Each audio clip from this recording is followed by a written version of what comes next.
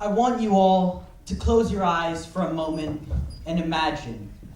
Imagine standing at the edge of the ocean, staring out over the vast expanse of water. And I'll give you a couple of moments to imagine this. Open your eyes, please.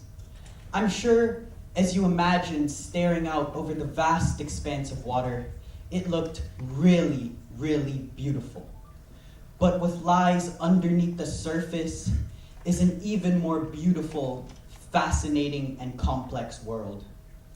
This world has been thriving for millions of years, and so have the creatures inside it. At the top of this underwater kingdom are the sharks, powerful, ancient, and absolutely essential. And as apex predators of this planet, they play an extremely important role in maintaining a healthy ocean ecosystem. Sharks are ancient creatures that have been around for over 400 million years. Unlike other marine animals, shark skeletons aren't composed of bone, but rather of cartilage. And this makes the fossil record scarce and scientific study extremely challenging. Currently, there are over 530 known species of sharks, with more species being discovered all the time.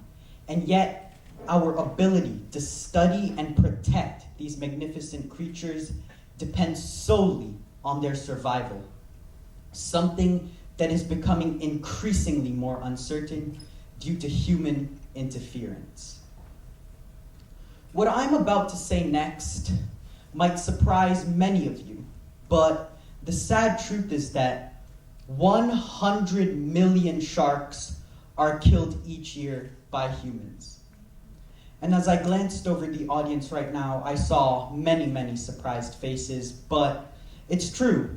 100 million sharks are killed by humans every year.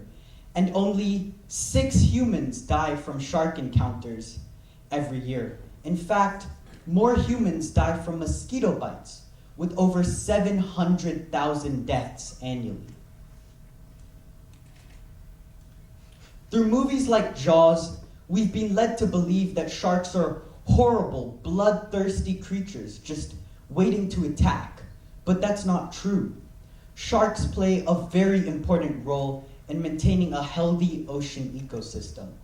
Whether it's by keeping the population of other marine animals at check, or cleaning the ocean floor to make it healthy for other vegetation to thrive.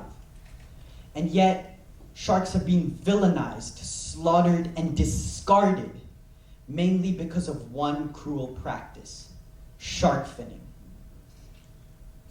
And yes, shark finning is as cruel as it sounds. It's where fishermen go out into the ocean, they'll capture sharks, and they'll cut off the shark's fins. Sometimes they'll cut off all the shark's fins, but mainly they'll cut off the shark's dorsal fin, which is the fin on top of the shark, when you see them in the movies and all going blub, blub, blub. And so they'll cut off these fins, and they'll throw the shark back into the water. And the sharks can't swim without their fins, so they sink, and they die a slow and painful death. I'm sure many of you are asking why. Why do the fishermen go out and ruthlessly kill these sharks? Mainly so the fins can be dried and turned into shark fin soup. Shark fin soup is a delicacy often consumed as a status symbol.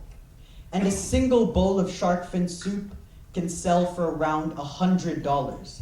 And a single pound of shark fins can sell for around $450.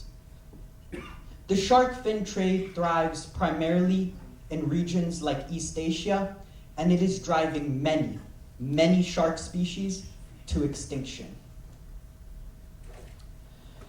As much as shark finning is cruel, it's important to acknowledge the fact that many of the fishermen involved in the shark fin trade are just struggling to survive.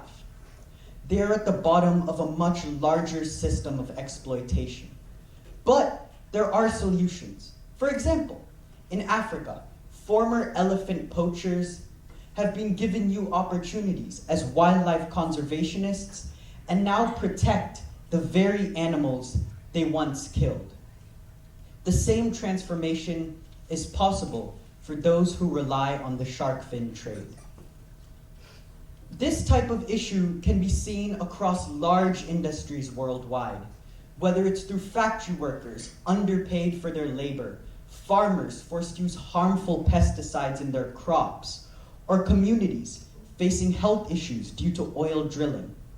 Many people at the bottom of much larger, powerful systems are often the most economically vulnerable and are forced to participate in jobs such as shark finning. However, education and jobs are a way to break these cycles. Governments, organizations, and consumers must all work together to create ethical communities where people are fairly paid and do not have to choose between survival and sustainability. In today's day and age, education is a key factor in creating a more understanding world. If we educate people, we give them the knowledge and the skills to create new opportunities, like jobs, to thrive without hurting others or the environment. I believe it's also important to look into the media. Media misrepresentation plays a huge role in shark villainization and killings. Through movies like Jaws and The Meg, sharks have been portrayed as horrible, bloodthirsty monsters. Even in video games and on t-shirts, sharks are often depicted as monsters. And these depictions have made humans go out and ruthlessly kill sharks. In fact, in 2022, Steven Spielberg, one of the directors from the movie Jaws, came out with a formal apology and said he truly regrets the mass killings his movie has brought upon the shark population. The way stories are portrayed in the media often influences public views, often including harmful stereotypes. Just the way that sharks have been cast as villains, certain cultures, races, and religions have also been stereotyped. And when people believe these stereotypes, it leads to hate.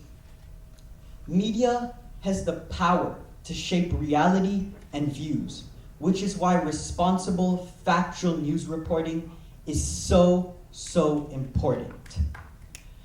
Media, such as documentaries and educational programs, like National Geographic, for example, have the power to change fear and misrepresentation into understanding.